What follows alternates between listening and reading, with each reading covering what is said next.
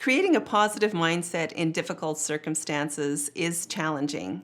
And recently, I've been struck by the saying that context is everything. So the idea that how we frame a situation contributes to how we experience an event or what we believe to be true about others or ourselves. So for example, if I see a group of people and I say, oh, look at those people standing around doing nothing, I may have a negative perception about them.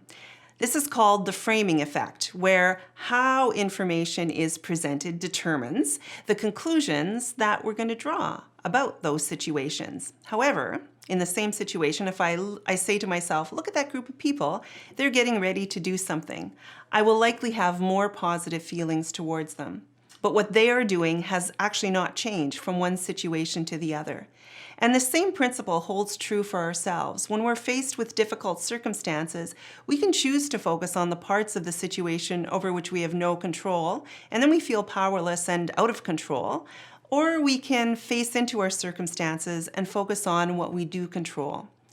Many of us are dealing with pressures and circumstances that are difficult. Some of us may even feel like the circumstances are testing our ability to cope. And in these situations, I think we can support ourselves by asking, what do I control? And to focus our energy there. If you have a question or topic you'd like us to consider, please let us know.